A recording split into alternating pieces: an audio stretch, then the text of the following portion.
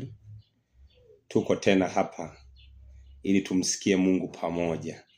Tujifunze maneno ya Mungu pamoja na tuweze kuongeza uelewa wetu kwa habari ya neno la Mungu.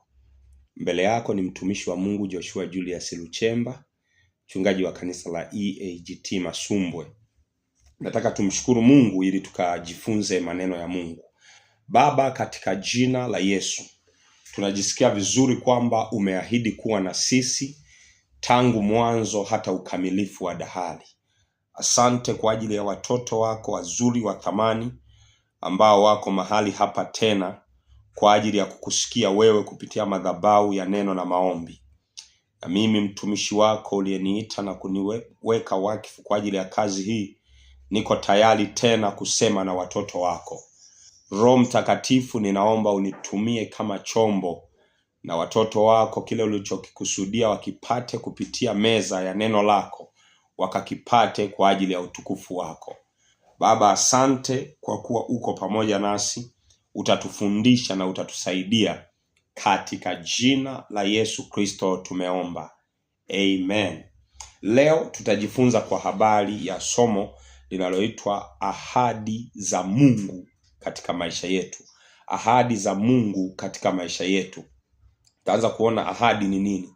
Ahadi ni tamko au hakikisho linalotamkwa na mtu fulani ili kutimiza jambo fulani. Ahadi ni tamko au hakikisho linalotamkwa na mtu ili kutimiliza jambo fulani.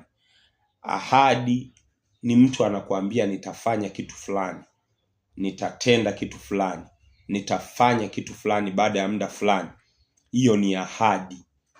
Sasa ahadi za Mungu ni jumla ya mambo yote mema ambayo Mungu ameahidi kwamba atayafanya kwenye maisha yetu baada ya sisi kutimiza wajibu wetu. Ahadi za Mungu ni jumla ya mambo yote mema ambayo Mungu ameahidi atayafanya kwenye maisha yetu baada ya sisi kutimiza wajibu wetu. Tunapozungumza kwa habari ya ahadi za Mungu, kuna upande ambao Mungu huwa ameahidi kufanya, lakini kuna upande ambao Mungu ametutaka tutimize wajibu. Kwa baraka inayo majukumu pia ambayo yanamtaka ambaye anayetaka kubarikiwa ayafanye. Na hii tutaona wakati Mungu anataka kumbariki Ibrahim, alimwambia amtolee sadaka ya kuteketezwa na akamwambia amtoe mwanae kwenye madhabahu. Lakini pia utaona wakati Mungu anataka kutembea na Ibrahim pia alimwambia toka wewe na ndugu zako na jamaa zako uende mpaka nchi nitakayokuambia. Kwa baraka za Mungu au ahadi za Mungu katika maisha yetu ni jumla ya yale mambo mema, jumla ya yale mambo mema ambayo Mungu ameahidi atayafanya baada ya sisi kutimiza wajibu wetu. Kitabu cha Hesabu sura 23:19, Mungu mara zote huwa sio muongo, lakini sisi ndio tumejichelewesha kuzitap zile baraka za Mungu kwa sababu ya kushindwa kuyafuata yale masharti ambayo ameweka au vile vigezo ambavyo ameviweka. Kitabu cha Hesabu sura ya 23 mstari wa 19 nasema, Mungu si mtu hata aseme uongo, wala si mwanadamu ajute. Iwapo amesema hata litenda, iwapo amenena hata litimiliza. Mungu sio mwanadamu. Maana yake Mungu sio mwanadamu. Anachokuwa amekisema kwenye maisha yetu ni amina na ni kweli. Kinachohitajika kwenye maisha yetu ni kuzijua hizo ahadi, kutimiza wajibu wetu, na baada ya hapo kumsubiria Mungu atende. Mungu aliwaahidi watu wengi kwenye Biblia. Mungu alimwahidi Ibrahim kumbariki. Ukisoma ile Mwanzo sura ya 12 na ule mstari wa 1, anamwambia nami nitakubariki na kulikuza jina lako, nami nitakufanya uwe baraka. Kwa moja ya ahadi ya Mungu ambaye anayo kwenye maisha yako ni kukubariki. Kama alimwahidi Ibrahim, sisi ni uzao wa Ibrahim kwa imani. Maana yake baraka za Ibrahim tuna uwezo wa kuzirithi kwa imani. Na kama alimwambia atambariki na awe taifa kubwa, wewe pia ameahidi kukubariki uwe taifa kubwa. Kama aliahidi kumfanya Ibrahim kuwa baraka, unajua kuna kubarikiwa unakuwa na baraka, na kuna kubarikiwa mpaka wewe mwenyewe unakuwa baraka. Kubarikiwa unakuwa baraka ni pale ambapo kila mahali ambapo utaenda au utakanyaga, mabadiliko yanatokea, mabadiliko yanaonekana. Hicho ni kiwango cha juu kabisa cha Mungu kumbariki mtu, kufikia kiwango ambapo kila atakachokishika na kukifanya kinatii, kwa sababu huyu mtu ana baraka ya Mungu ndani ya maisha yake. Kuwa baraka ni pale ambapo Mungu anakaa ndani yako. Kwa Mungu anakuwa anayafanikisha mambo yote katika mikono yako. Mungu akufanye baraka leo kwa jina la Yesu, kwa sababu ni ahadi ya kwake. Lakini pia Mungu alimwahidi Yusufu kwamba jua na mwezi vitamuinamia. Jua na mwezi ni wazazi wake. Mungu alimwahidi wazazi wake watamuinamia, ndugu zake watamuinamia, maana yake watamtumikia. Mungu alivyomwahidi, kulikuwa na vigezo ambavyo vilimtaka Yusufu avifanye ili aweze kuipokea ile baraka. Kulikuwa na masharti ambayo alipaswa ayafanye ili aweze kupokea zile baraka. Kwa Mungu huwa anatoa ahadi, lakini kwenye ahadi kuna do's, kuna vitu wewe unapaswa vifanye ili vikuletee baraka unayoitaka. Na ahadi ya Mungu haiwezi kutanguka. Mungu akiahidi jambo fulani kwenye maisha yako, linakuwa vile vile kama alivyosema. Haijalishi nani atapinga, haijalishi itachukua muda gani, haijalishi nani atakubali, haijalishi nani atakataa. Mungu akisema, amesema. Mungu akiahidi, ameahidi. Akisema atakuponya, atakuponya. Akisema atakuinua, atakuinua. Mungu aliahidi kumponya rafiki yake Lazaro. Biblia inasema Lazaro alipokufa, ndugu zake wakamzika, wakampelekea taarifa Yesu. Wanampelekea taarifa Yesu baada ya siku 4 za msiba. Hata watu wameshaanza kusambaa. Inasadikika mtu anapokuwa amezikwa siku 4 tayari anakuwa ameshaharibika kabisa. Hana tena ule mwili ule wa nyama, kama ni funza wameanza kuoza. Lakini Yesu kwa sababu alikuwa na rafiki aliyekuwa anampenda zaidi. Yesu akikufanya kuwa rafiki yako, hawezi kuruhusu uharibike, hawezi kuruhusu uharibikiwe, hawezi kuruhusu mambo yako yavunjike. Maandiko anasema aliposikia kwamba Lazaro rafiki yake amekufa, Yesu akaenda baada ya siku 4. Alipofika baada ya siku 4, akawaambia Lazaro amelala, hajafa. Akawaambia atafufuka.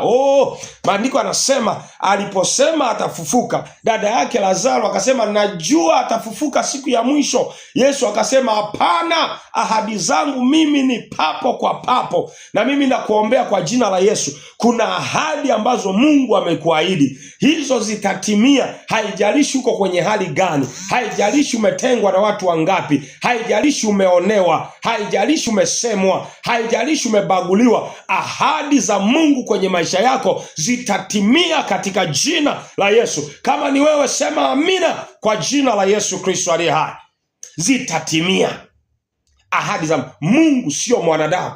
23:19 umeiona hiyo kwenye Hesabu. Mungu sio mwanadamu hata aseme uongo. Wanadamu wana tabia ya kusema uongo. Wanadamu atakwambia atakuoa, lakini akiona pesa ya kwenu ni nyingi, wameelewana mahali kubwa, atasababisha sababu nyingi ili akuache. Wanadamu atakwambia nitakusaidia, lakini baada ya muda watakuacha. Wanadamu atakwambia nitakubeba, lakini baada ya muda watakuacha. Lakini yuko Mungu aliye hai, yeye akisema atakusaidia. Maandiko yanasema atakusaidia.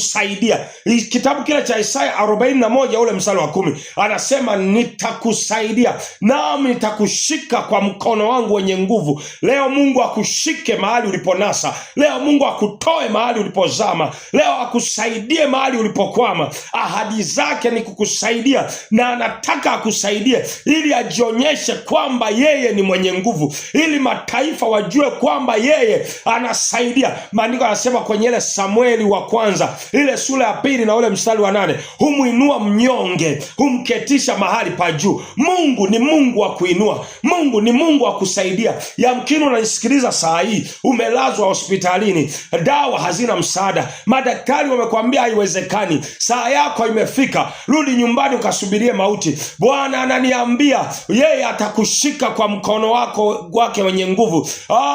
Uwezo wa kuokoa una Mungu Jehova, na kamba za kutoka mautini zina yeye, njia za kutoka mautini zina Mungu. Daktari ameshindwa, Mungu hajashinda. Waganga wameshindwa, Mungu hajashindwa. Madaktari wamekwama, Mungu hajakwama. Mungu atakusaidia kwa mkono wake wenye nguvu, katika jina la Yesu Kristo aliye hai. Ahadi za Mungu ni kweli na ni amina. Ahadi za Mungu, my Lord, my God, ahadi za Mungu ni kweli na ni amina. Hebu ngoja tuone maeneo ambayo Mungu ameahidi katika maisha yetu. Eneo la kwanza ambalo Mungu ameahidi kwenye maisha yetu ni kutusamehe na kutuponya magonjwa yote. Mungu ameahidi kutusamehe na kutuponya magonjwa yote. Nisikilize, dhambi ndiyo mlango au ndiyo kivutio au ndiyo wakala anayesababisha magonjwa kwenye maisha yetu. Mungu alipomweka Adamu kwenye bustani ya Edeni, hakutaka huyu mtu apate ugonjwa wa aina yoyote.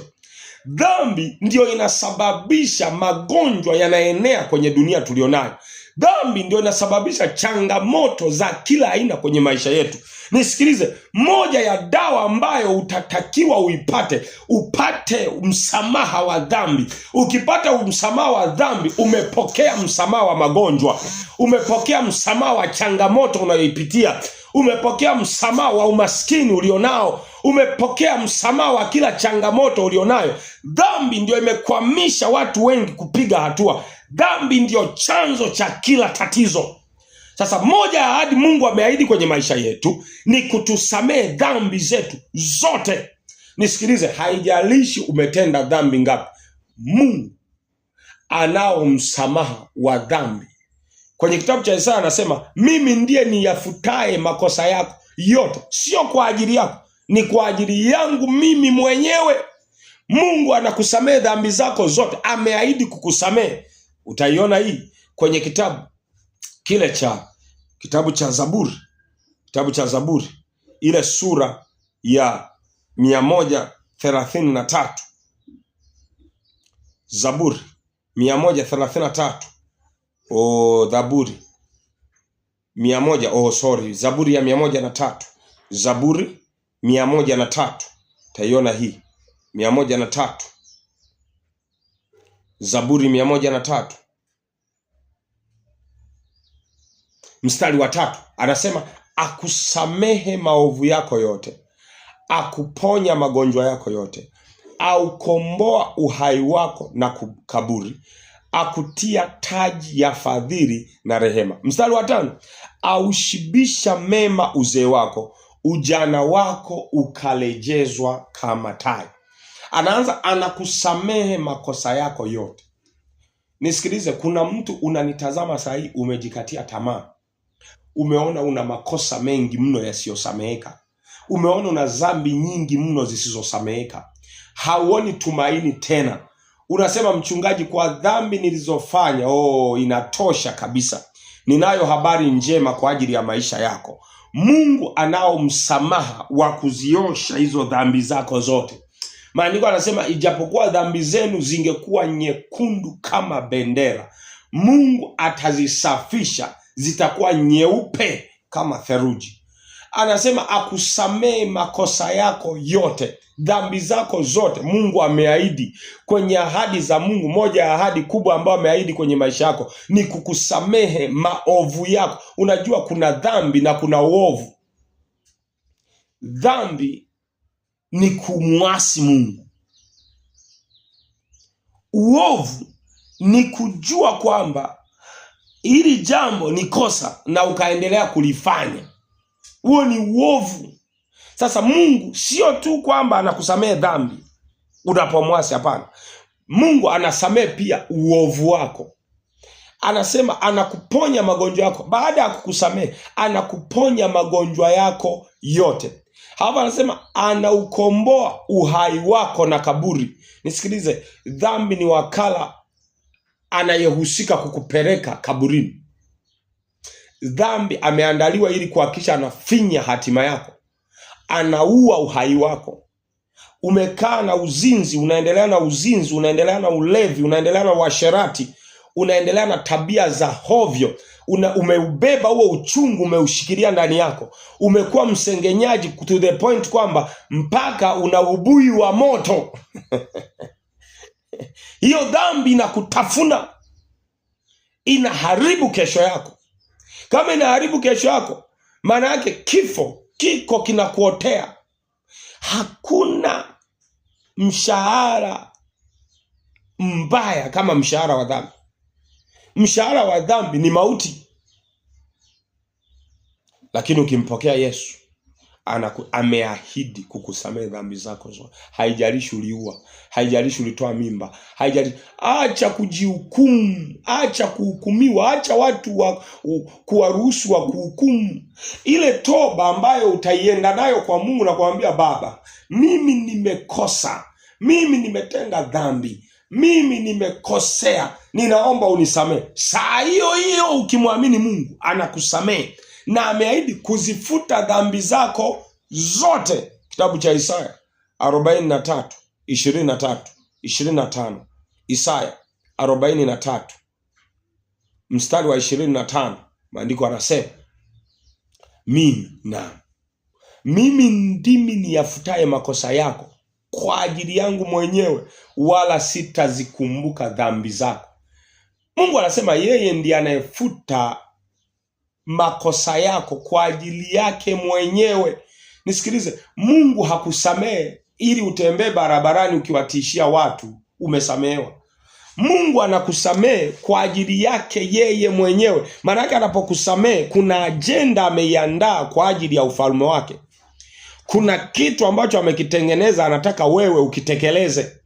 Kwa anakusamehe dhambi zako sio kwa ajili yake. Anazisamehe dhambi zako ni kwa ajili yake mwenyewe. Na anajua wewe huwezi kujisamehe. Kwa hayo makosa uliyotenda huwezi kujisamehe. Ndio maana mara nyingi ukijisamehe unarudi kujilaumu. Nilifanyaje upumbavu? Nilifanyaje hii dhambi? Leo Mungu anataka kukukumbusha, miongoni mwa ahadi zake ni kukusamehe dhambi zako zote. Tena sio kwa ajili ya watu, ni kwa ajili yake yeye mwenyewe. Haijalishi watu wamesema hawajakusamehe. Nataka nikutie moyo, Mungu amekusamehe. Haijalishi unajua kuna watu wanajua kuhukumu kuliko Mungu. Kuna watu wamebeba jana yako kana kwamba ni kesho yako. Nisikilize, Mungu haitazami sana jana yako. Mungu anaitazama kesho yako, kwa sababu Mungu yeye ni Mungu wa mwisho. Ndio maana anasema hivi, yeye anaujali mwisho kuliko mwanzo. Haijalishi ulianzaje, leo inuka kwa jina la Yesu. Kama unanifuatilia hapa, sema amina, naandika hapa kwenye comment. Leo inuka kwa jina la Yesu. Inuka, usiache kumwabudu Mungu kwa sababu ya watu. Hao watu hawana msamaha wako. Hao watu hawana msamaha wa maisha yako. Msamaha wa maisha yako anao Yesu Kristo, na amesema yeye anazifuta dhambi zako kwa ajili yake yeye mwenyewe. Hii inanifurahisha sana. Anazifuta kwa ajili yako yeye, kwa ajili yake yeye mwenyewe. Jambo la pili, kwa nini pastor? Mungu ameahidi nini kwenye maisha yetu? Mungu ameahidi kutufutia hali ya hatia na mashtaka mioyoni mwetu. Hatia ni nini? Hatia ni jambo ambalo linakuja kuondoa ujasiri wako mbele za Mungu. Shetani ni mshtaki wetu. Yeye kila wakati yupo kusimama na kutusababishia hatia. Hata pale ambapo Yesu anakuwa ametusamehe, Shetani anasimama kukuambia ulifanya na hiki, ulifanya na hiki, ulifanya na hiki. Ndio maana Yesu alipokufa pale msalabani, aliamua kuigongomelea msalabani ile hati ya mashtaka ambayo Shetani alikuwa akitumia kuwashtaki watoto wa Mungu. Akaigongomelea pale msalabani ili tusihesabiwe haki kwa sheria, bali tuhesabiwe haki kwa neema. My Lord, my God. Shetani ni mshtaki wa maisha yetu. Kazi yake ni kuleta hatia kwenye maisha yetu. eneo hili la kuhesabiwa haki kwa sheria, Yesu ameachilia sheria ya neema ambayo ndio msaada mkubwa. Kitabu cha Warumi sura ya 8 utaiona hapa, Warumi 8:34. Biblia inasema, ni nani atakayewahukumia adhabu? Kristo Yesu ndiye aliyekufa, naam, na zaidi ya hayo amefufuka katika wafu, naye yuko mkono wa kuume wa Mungu Baba, tena ndiye anayetuhesabia. Yesu anatuhesabia haki. Ni nani tena huyo anakushtaki? Ni nani anakuambia tena ulizini? Nani anakuambia uliongea uongo? Hayo mambo uliyoyatenda nyuma yalipita. Biblia inasema, tazama, mtu akiwa ndani ya Kristo, ya kale yote yamepita, tazama yamekuwa mapya. Kama ni mapya, hakuna mtu anayekuhesabia dhambi. Nisikilize, Yesu alikuja kufanya kama process ya recycling ya vifaa hivi vya plastiki. Ukilichukua diaba likiwa limepasuka, au let's say besen, ukakusanya kwa hao watu wanaokusanya vyuma chakavu, au hizi chupa ndogo ndogo za maji, ukikusanya ukazipeleka kwa hao watu wenye vyuma chakavu, watakachokifanya watapeleka kiwandani, watarecycle. Wakirecycle, maana yake itapatikana bidhaa nyingine mpya kabisa, ambayo haijawahi kuingia dukani au sokoni hata mara moja. Na ikipatikana hiyo bidhaa itauzwa kwa bei ya bidhaa mpya. Sasa Yesu alipokuja duniani na akafa msalabani, alikuja azichukue dhambi zetu, ili yeye ahesabiwe dhambi, ili sisi tuhesabiwe wenye haki. Kama alifanya hilo tendo, maana yake sisi sio wenye dhambi tena. Sisi tumehesabiwa haki kwa njia ya imani. Sijui kama umenielewa hapo. Tuhesabiwa haki kwa njia ya imani. Kwa hiyo nikuonyesha hii, Waebrania sura ya 10 mstari wa 19. Waebrania 10:19. Biblia inasema hivi. Waebrania sura ya 10:19 nasema hivi: basi ndugu, kwa kuwa tuna ujasiri wa kupaingia patakatifu kwa damu ya Yesu, njia ile aliyotuanzia, iliyo mpya, iliyo hai, ipitayo katika pazia, yaani mwili wake. Kwa kuwa tuna ujasiri wa kupaingia patakatifu kwa damu ya Yesu. Moja ya ahadi ya Mungu kwenye maisha yetu ni kutufutia hati ya mashtaka. Kuna hati ya mashtaka shetani anaitumia kutushtaki, anaitumia kutusema. Ndio maana unaweza ukaenda mbele za Mungu uanze kuomba, shetani anaanza kuzungumza kwa habari ya jana yako. Unaomba, wewe si uliwahi kuzini na dada fulani? Unaomba, wewe si uliwahi kutenda jambo hili? Unaomba, wewe si uliwahi kufanya hivi? Mwambie, nilisamehewa na dhambi zangu ziligongomelewa pale msalabani. Mimi si kiumbe chako tena, mimi ni kiumbe cha Kristo, na ya kale yote yamepita, tazama yamekuwa mapya. Hiyo ndio moja ya ahadi kubwa ambazo Yesu alituahidi. Isaya 43:18. Ngoja nikuongezee ile andiko. Isaya 43:18. Isaya 43:18. Biblia inasema hivi: msiyakumbuke mambo ya kwanza, wala msiyatafakari mambo ya zamani. Shetani anatumia mambo ya zamani kuondoa ujasiri wako. Ni nini unaacha huduma kwa sababu kuna watu walikujua ulizini na mtoto wa fulani? Nisikilize, Yesu anapoingia kwenye maisha yetu anatubadilisha. Mimi nayekuhubiria hapa sio mwema. Nimetenda dhambi kama ulizowahi kutenda. Nimekosea makosa zaidi ya uliyokosea. Lakini baada ya kumpokea Yesu akafuta ile hati ya mashtaka ndani yangu. Ninajua nina jana, lakini ile jana ilikuwa recycled ndani ya Kristo Yesu. Sasa nimekuwa kiumbe kipya. Ya kale yote yamepita, tazama yamekuwa mapya. Ahadi ya tatu ya Yesu. Yesu ameahidi kutupa kibali kwa watu. Yesu ameahidi kutupa kibali. Yesu ameahidi kutupa kibali, kukubalika tena. Kitabu cha Kumbukumbu la Torati sura ya 6 mstari wa 10. Kumbukumbu la Torati. Kumbukumbu la Torati. Kumbukumbu la Torati utaiona hiyo 6:10. Mungu ameahidi kutupa kibali. Tena atakapokwisha Bwana Mungu wako kuleta katika nchi aliyowapia babu zako Ibrahim na Isaka na Yakobo, ya kuwa atakupa miji mikubwa mizuri usiyoijenga wewe. Mungu ametuahidi kutupa kibali kwenye maisha yetu, na anatupa kibali moja kwenye miji ambayo hujaijenga wewe. Watu hawakufahamu, hawakutambui, hawamjui baba yako, hawamjui mama yako, lakini unapokuwa umempokea Yesu, umeamua kuishi maisha matakatifu, umeamua kumuishia Mungu na utakatifu wake, Yesu ameahidi kukupa kibali kwenye miji ambayo haujaijenga wewe. Miji ambayo haujaijenga wewe ni watu ambao wengine hawakufahamu, lakini watainuka kwa ajili ya maisha yako, watainuka kwa ajili ya uchumi wako, watainuka kwa ajili ya ndoa yako, watainuka kwa ajili ya utafutaji wako wa kazi. Umefanya application mahali pengi, yamkini kuna watu hawataki kusaidia, lakini yuko Mungu mbinguni. Ukisha kuwa umeanza kuishi miongoni mwa ahadi ambayo amekupa, ni kwamba atatoa watu, atakuinulia watu. Isaya 66 mstari wa 12. Isaya 66 mstari wa 12.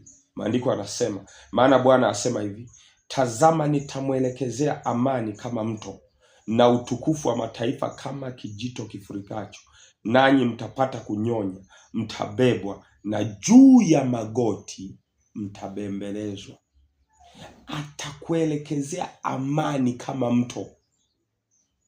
Kibali cha Mungu kinaleta amani, na amani ikiwa nyingi, mafanikio yanakuja. Anasema Mungu aliye hai atakulekelezea amani yake kama mto. Anasema na utukufu wa mataifa kama kijito kifurikacho. Utukufu wa mataifa ni heshima ya Mungu anayoileta juu yako, ambayo haitokani na qualification zozote zile. Mungu ameahidi kuhakikisha maisha yako yanazungukwa na utukufu, yanazungukwa na heshima. Mungu si leo akupe heshima kwa jina la Yesu. Mungu leo alete heshima kwenye maisha yako. Mungu leo alete thamani, ayapambe maisha yako kwa thamani. Lakini ahadi nyingine ya Mungu kwenye maisha yako ni kukutia nguvu unapokuwa umechoka.